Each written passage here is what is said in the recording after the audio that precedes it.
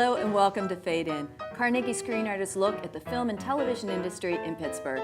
I'm your host, Caroline Collins, and I am joined here in the studio today by writer, actor, comedian, Marianne Bayard. Marianne, thanks for joining me. Thanks for having me. I'm very excited to be here. I am too, and through the technological wonders of Skype, trademark, we are joined via Skype by Marianne's partner in crime, Jonathan Kaplan, writer and comedian. Hi, Jonathan. Hey, how you doing? I'm good, thanks. Thanks so much for joining us. I appreciate it. I understand we grabbed you from vacation. So Marianne and Jonathan are partners in a web series called Killing It. You guys are killing it. Yes, we are killing it.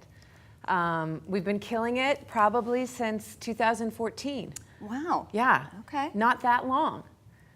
No, it's not. Tell me how this all came about. Well, it was my idea. Great. No response from Jonathan. No, nothing. I let her have that one. Thanks, Kaplan. It was my idea, though. But how did it start? I'm an actor. I've started as an actor from Massachusetts, trained in Massachusetts, did some training in Paris at École Philippe Goyer, which is a clown school. Can I just say you are my first classically French-trained clown interview. So for what that's worth. I'm happy to hear that. Yeah. With that clown degree, I went back to Boston and got a job doing bookkeeping. But then I ended up in New York again, where Kaplan and I reconnected. We had become friends through the clown community. And is there a clown community? there is a clown community in New York City, and there might even be one here in Pittsburgh. I don't know. There are I clowns don't here. seek it out. But there certainly is in New York, so Jonathan and I connected, and you know, as an actor, it's really tough to get work. And so it's like, you know, this is a good time to produce and write your own stuff because it's so much easier than it ever was before. It absolutely is, and we're going to talk about that a lot because, Jonathan, this is a web series. Killing It is a web series, correct? That's right. So tell me, why did you both choose the web for this? And tell me a little bit about what that's like, making a web series. Mary and I reconnected in end of 2014 and 2015 because she was in New York and I was hosting a comedy show. But then she moved back to Boston and then eventually to Pittsburgh.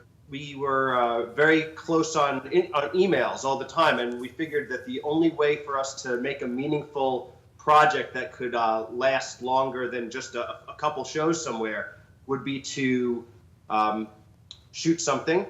And then the web series idea, it was really, we went toward it without knowing exactly what it was. We just knew that, you know, we weren't making a movie, and Yeah. we were doing it on a shoestring budget. So, you know, the indie nature of that appealed to me as well. Sure, yeah. And it really is a shoestring budget, is it not, Marianne? I mean, this is not a... I'd say Kaplan probably financed like 75% of it. And then this was before I was married, so I didn't have my husband's money. So, you know, I mean, yeah, it was real shoestring. It's like, I think we did the first 8 episodes in 3 weekends or 3 long weekends. And that was like, you know, hiring a professional or semi-professional photographer to shoot it, and then getting some friends to do sound, and you know, so maybe like $500 or I don't know, some money for the camera guy. But everything was shot in Jonathan's apartment because we didn't have money for locations, nor were we even thinking about that at first. Well, that's a good question. So you didn't sit down and say, this is what we're going to need for our production, and really think that through. It was, what resources do we have that we can use? Is that really more of the approach? Yeah. I think we said, these are our scripts.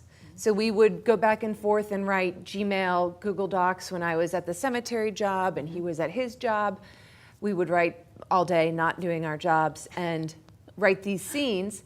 And then it was like, all right, I'm coming to New York in 2 months. We're going to shoot the first 3 scenes. Sure.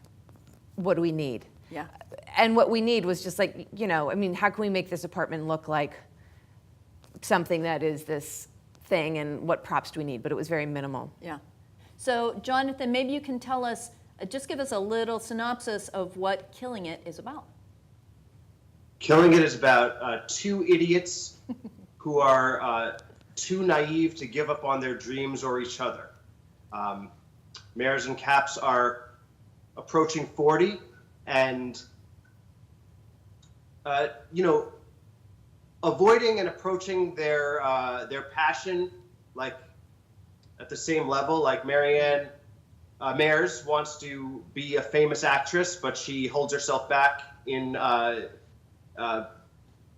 because of her jealousy or whatever reason. And then Caps is like wishes he could be a classicist illustrator or painter or something, but he's maybe too afraid to show his work to the world. But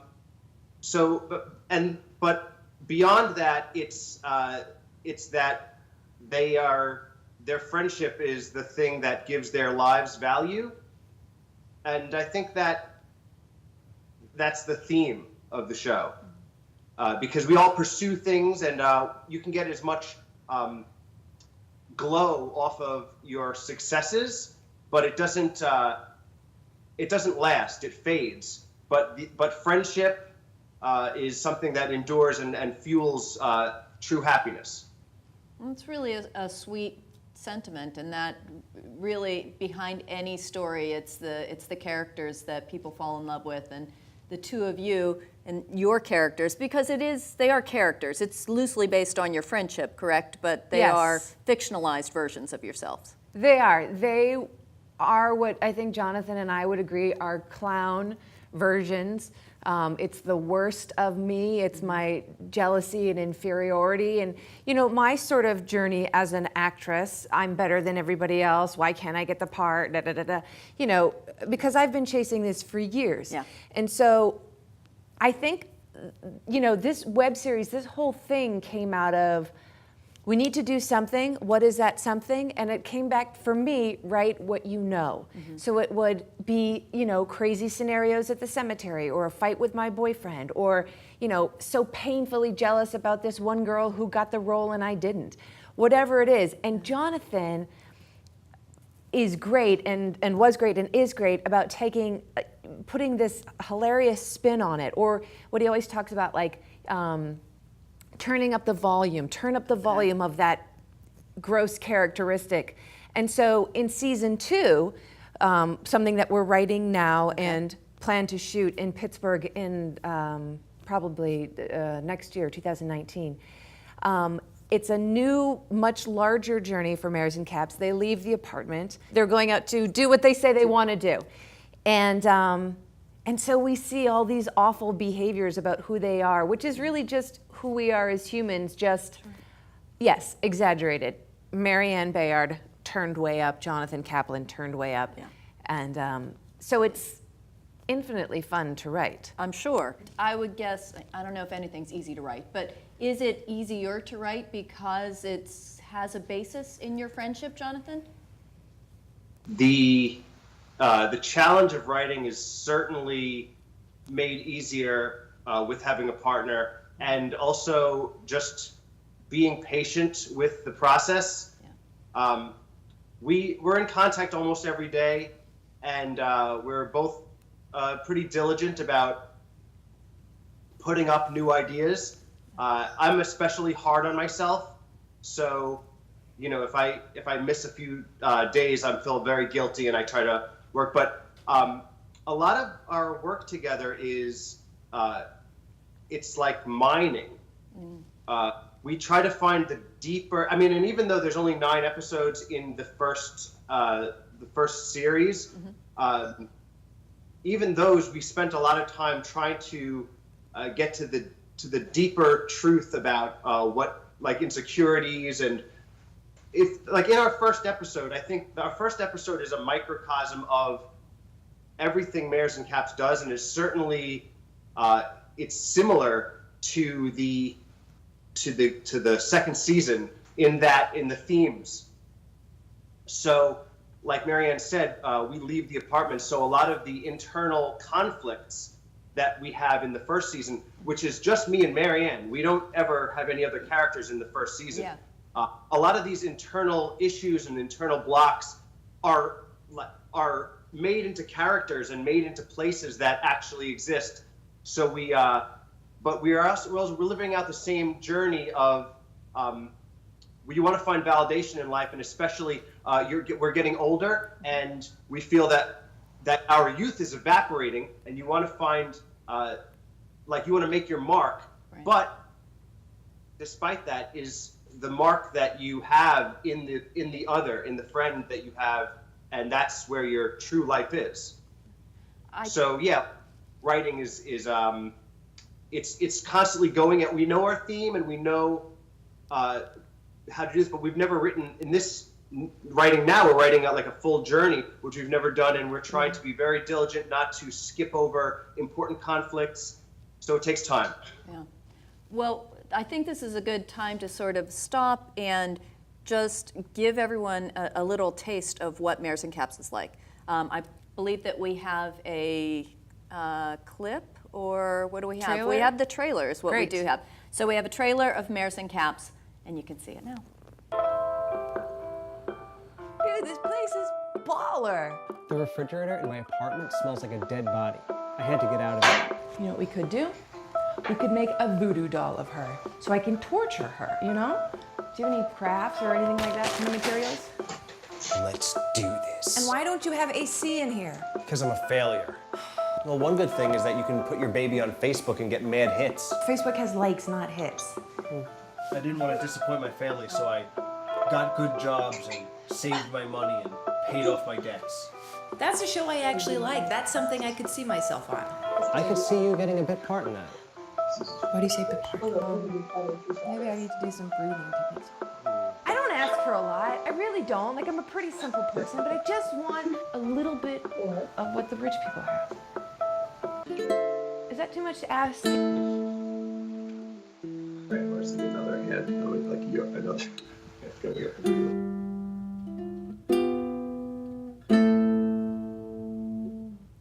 That's great. I love it.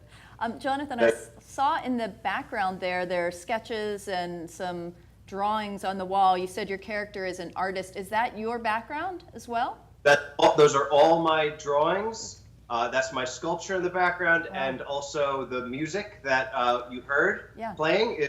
That's me doing a variation of Pavani for a Dead Princess by Ravel, which is my favorite song, and I play it in the first episode. And I think that it's thematically connected to the show. Yeah. Yeah. So did you study art? Did you study writing? Tell me a little bit more about you. Well, I went to the School of Visual Arts for graphic design, but of course, while I was there, I did painting and drawing. I've kept up with my drawing studies. I study at various ateliers. Classical drawing. I took écorché, which is it's écorché means the flayed man, and it's all the anatomical structures of the body. Mm-hmm. So it's something I'm very obsessed with. And as far as I was in a band in my 20s, we toured the country. We made a couple albums. We were called Bookstore on Rock Lock Records. I've done a lot of things where I've taken it to as far as I could take it, and then cracked and burned. Yeah, Jonathan and my friendship really started in 2014, and it's really grown, and we do talk to each other every day, and he's on vacation right now, and there's been some withdrawal of not talking to him on the phone as I drive to work or something. Yeah. It's been a very cool, unique experience. I think about web series and people creating content, and I don't know, I was going to say we came at it backwards. We came at it with heart, and then what do we do with this? Yeah. And it's kind of great because you can always come back to that heart, which is truly the thing that a project needs. Yes. Yeah. But we were just at a film festival in New York last month, and so much of the panels were about marketing and promotion and Facebook and all of these wonderful things that we're not. That's not our wheelhouse, and I feel like that's probably true for a lot of filmmakers, writers, whatever. Yeah. Indie, I would say. Yeah, but together we are making that effort, and it's been like a really cool learning experience and developing a close friendship with someone, and like, you know, it's been a great unexpected thing in my late 30s. Yeah, and it's fun to see that play out in the web series. Yeah. And you see the relationship between the two of you, and there really is a sweet sort of core to it, which is lovely. Yeah. And it sounds also like it's developing. It just your whole writing process is a development. Totally. Yeah, I would say, Jonathan, do you feel that way? I mean, you're driving to work and you're talking through story ideas, and things evolve as you talk, would you say? Absolutely. The thing that's mostly apparent to me is, in the beginning, Marianne and I weren't that close. Mm-hmm. So there's my sphere of experience and her sphere of experience. And you know, she said that we met in 2014, and we didn't start writing Killing It until January of 2016. We had worked on different things, and which, you know, she had projects where I helped her with, and vice versa. But we had to like learn how to speak the same language creatively. And long distance. Yeah. That's true as well. Yeah. Now, especially with this.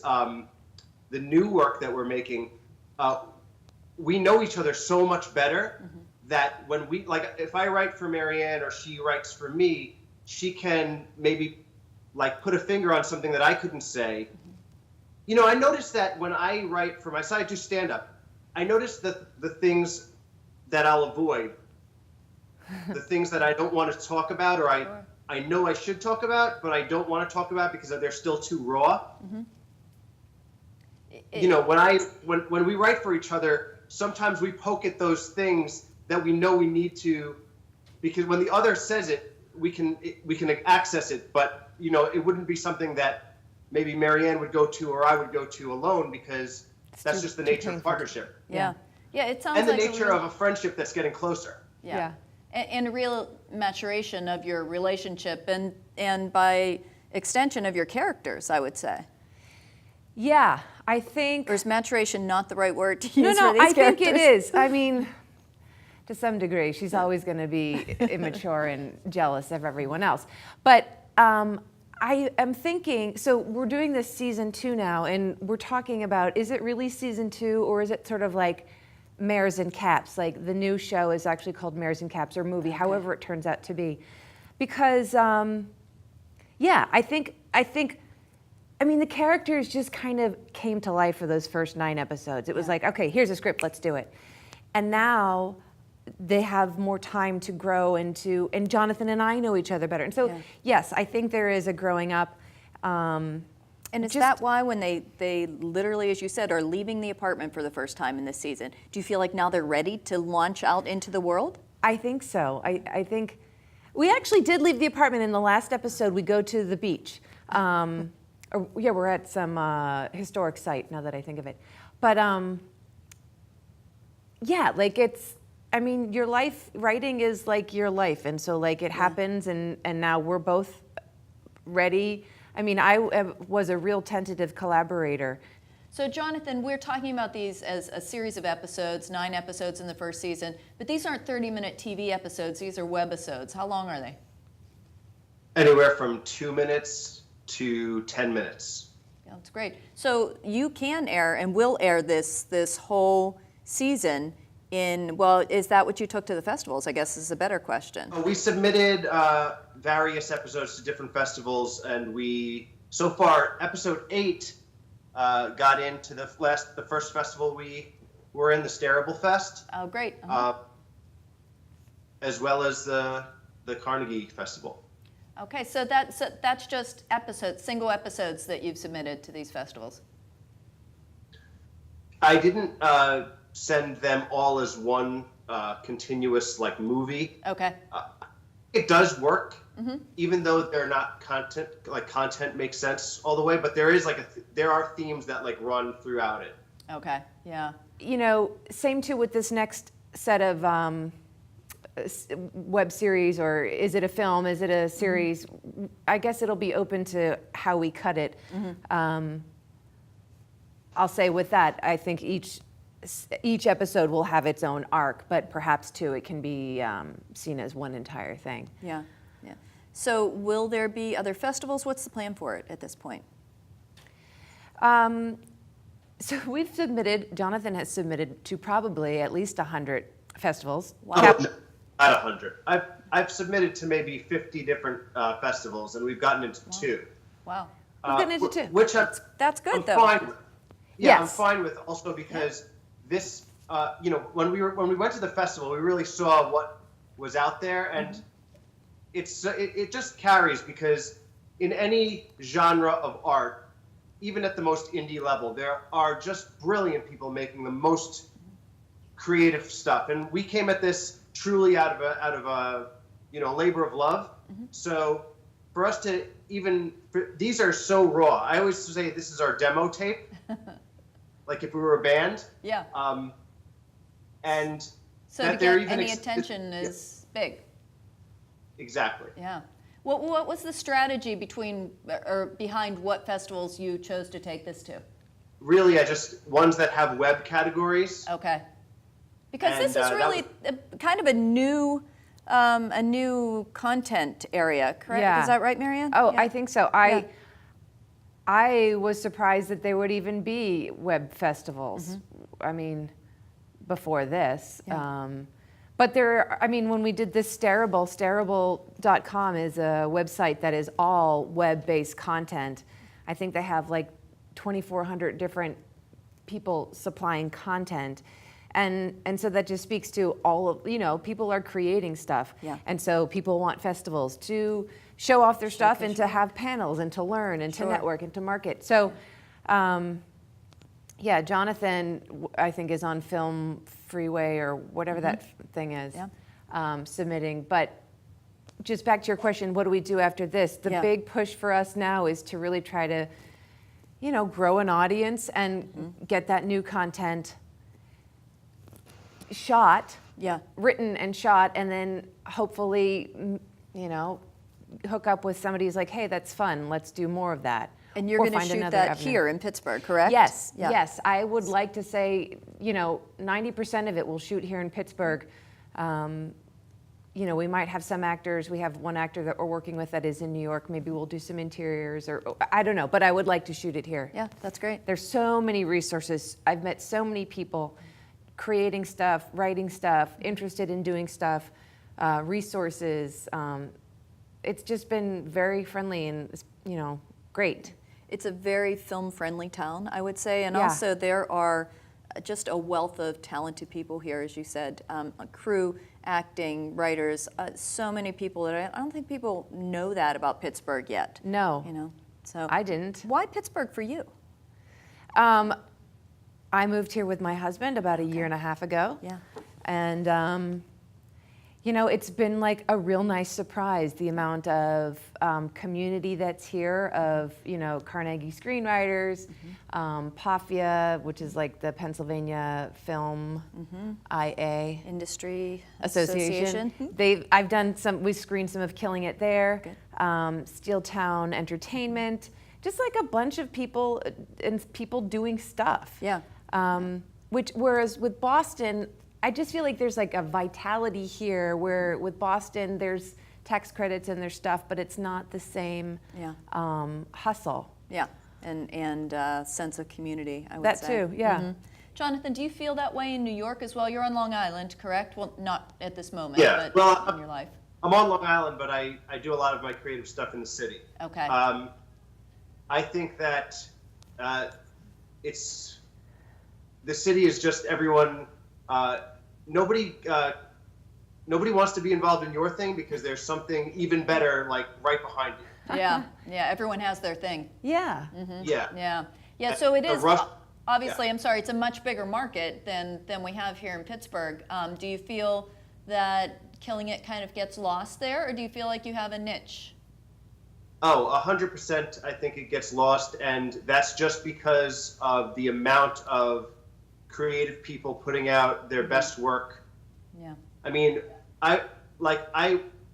my creative community is like on the sidelines of the improv and stand-up scenes in New York. Yeah. And just those two communities have people who have excelled in their state, in Washington, Chicago, LA, and have moved to New York. So you have a lot of people with a lot of resources and maybe like a name behind them, and you're competing with them. Like, I'm not, you have to fight with the weapons you have. So Yeah. Right, yeah. Yeah, and when you two really have taken this and made it into something so that you have a weapon to use, as you say, to use your language, that you can then build on and bring to season 2 and bring to And the web. other ideas. We have other fun ideas. We were just talking before the shoot today about, doing a kids show and Mayors and Caps teaching about various things in history. It's so fun to play with Jonathan. That's really what it is. It's playtime. And so if we can do more production, if we actually had more time together, if he lived closer or I did or whatever, the possibilities are endless, which is great. So it's just just keep on keeping on. Our season finale of the first season is an example of something that I'd like to do as a spin-off a spin-off series, and that episode takes place in like a fictitious 1890s. Oh, that's great. Yeah. So where can we see that episode and the other 8 right now? Mayorsandcaps.com. That's MARES, the letter N, KAPS.com. We have all of our episodes there. Jonathan, I feel like that's the place to go. Is that Yes, that's the place to go. Please watch our episodes, sign up on their mailing list, sign up on our mailing list, send the website to your friends, and please support us. Yeah. Jonathan, thank you so much for joining us. You can go back to your vacation. We appreciate having you here. It was a pleasure. Thank you so much. And Marianne, it was a pleasure having you here as well. Thank you so much. Likewise, That's thank great. you. We hope to see season 2 very soon, too. Yes, hope so. Thanks so much for joining us here on Fadein. I hope you'll join us again. I'm Caroline Collins. Thanks.